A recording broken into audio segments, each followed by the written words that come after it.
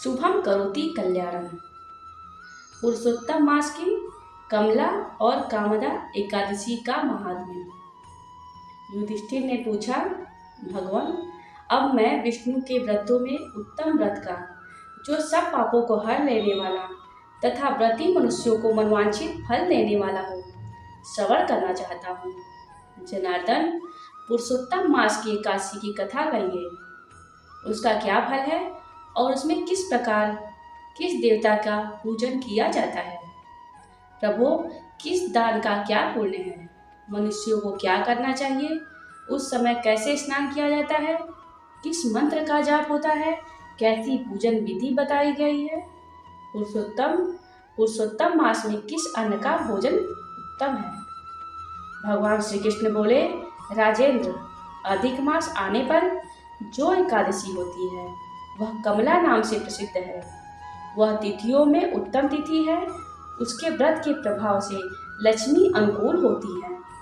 उस दिन ब्रह्म मुहूर्त में उठकर भगवान पुरुषोत्तम का स्मरण करें और विधि पूर्वक स्नान करके व्रती पुरुष व्रत का नियम ग्रहण करें। घर पर जप करने का 1 गुना, नदी के तट पर 2 गुना, गौशाला में सहस्त्र, अग्निहोत्र गृह में 1100 गुना, शिव के क्षेत्रों में, तीर्थों में, देवताओं के निकट तथा तुलसी के समीप लाख गुना और भगवान विष्णु के निकट अनंत गुना का फल होता है। अवंतीपुरी में शिव शर्मा नामक एक श्रेष्ठ ब्राह्मण रहते थे। उनके 5 पुत्र थे। इनमें से जो सबसे छोटा था वह पापाचारी हो गया, इसलिए पिता तथा स्वजनों ने उसे त्याग दिया। अपने बुरे कर्मों के कारण निर्वासित होकर वह बहुत दूर वन में चला गया। दैव योग से एक दिन वह तीर्थराज प्रयाग में जा पहुंचा। भूख से दुर्बल शरीर और दीन मुख लिए उसने त्रिवेणी में स्नान किया। फिर क्षुधा से पीड़ित होकर वह वहां मुनियों के आश्रम खोजने लगा। इतने में उसे वहां हरिमित्र मुनि का उत्तम आश्रम दिखाई दिया। पुरुषोत्तम मास में वहां बहुत से मनुष्य एकत्रित हुए थे। आश्रम पर पाप नाशक कथा कहने वाले ब्राह्मणों के मुख से उसने श्रद्धा पूर्वक कमला एकादशी की महिमा सुनी, जो परम पुण्यमयी तथा भोग और मोक्ष प्रदान करने वाली है। जय शर्मा ने विधि पूर्वक कमला एकादशी की कथा सुनकर उन सबके साथ मुनि के आश्रम पर ही व्रत किया। जब आधी रात हुई तो भगवती लक्ष्मी उसके पास आकर बोली, ब्राह्मण, इस समय कमला एकादशी के व्रत के प्रभाव से मैं तुम पर बहुत प्रसन्न हूँ और देवाधिदेव श्री हरि की आज्ञा पाकर वैकुंठ धाम से आई हूँ। मैं तुम्हें वर दूंगी। ब्राह्मण बोला, माता लक्ष्मी, यदि आप मुझ पर प्रसन्न हैं तो वह व्रत बताइए जिसकी कथा वार्ता में साधु ब्राह्मण सदा संलग्न रहते हैं। लक्ष्मी ने कहा, ब्राह्मण, एकादशी व्रत का महात्म्य श्रोताओं के सुनने योग्य सर्वोत्तम विषय है। यह पवित्र वस्तुओं में से उत्तम है। इससे दुःस्वप्न का नाश तथा पुण्य की प्राप्ति होती है। अतः इसका यत्न पूर्वक श्रवण करना चाहिए। उत्तम पुरुष श्रद्धा से युक्त हो 1 या आधे श्लोक का पाठ करने से भी करोड़ों महापातकों से तत्काल मुक्त हो जाता है। जैसे मासों में पुरुषोत्तम मास, पक्षियों में गरुड़, नदियों में गंगा श्रेष्ठ है, उसी प्रकार तिथियों में द्वादशी तिथि उत्तम है। समस्त देवता आज भी भारतवर्ष में जन्म लेने की इच्छा रखते हैं। देवगण सदा ही रोग शोक से रहित भगवान नारायण का पूजन करते हैं।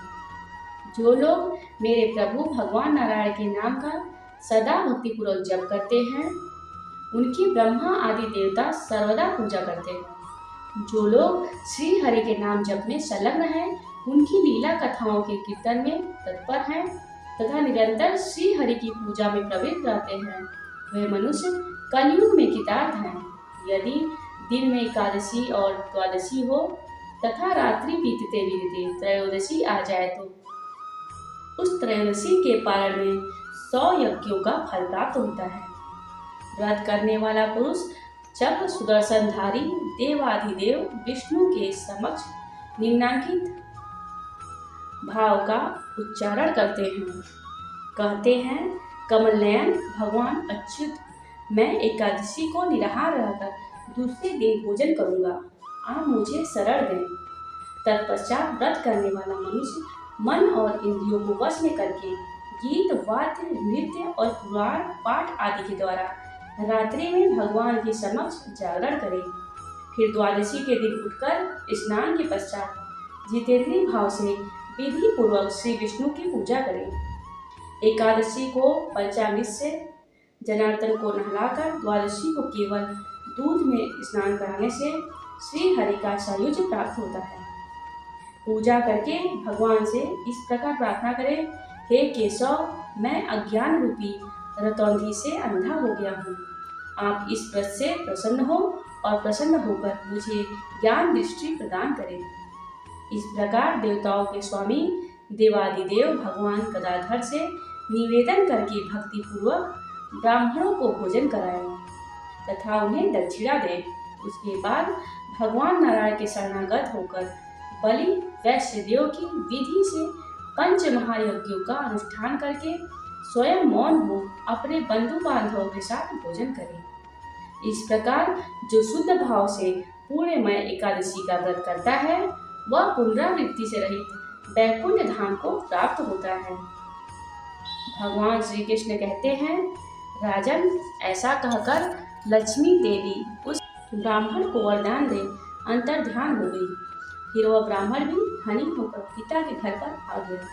इस प्रकार जो कमला का उत्तम व्रत करता है तथा एकादशी के दिन इसका महात्म्य सुनता है वह सब पापों से मुक्त हो जाता है। युधिष्ठिर बोले, जनार्दन, पाप का नाश और पुण्य का दान करने वाली एकादशी के महात्म्य का पुनः वर्णन कीजिए, जिसे इस लोक में करके मनुष्य परम पद को प्राप्त होता है। भगवान श्री कृष्ण ने कहा, राजन, शुक्ल या कृष्ण पक्ष में जब भी एकादशी प्राप्त हो उसका परित्याग न करें, क्योंकि वह मोक्ष रूप सुख को बढ़ाने वाली है। कलयुग में तो एकादशी ही भव बंधन से मुक्त करने वाली, संपूर्ण मनोवांछित कामनाओं को देने वाली तथा पापों का नाश करने वाली है।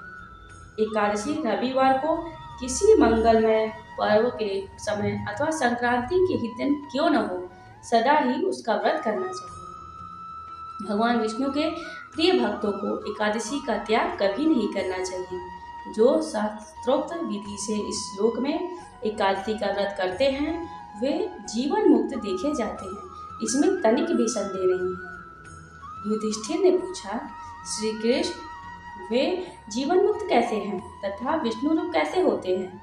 मुझे इस विषय को जानने के लिए बड़ी उत्सुकता हो रही है। भगवान श्री कृष्ण बोले, राजन, जो कलयुग में भक्ति पूर्वक शास्त्रीय विधि के अनुसार निर्जल रहकर एकादशी का उत्तम व्रत करते हैं वे विष्णु रूप तथा जीवन मुक्त क्यों नहीं हो सकते?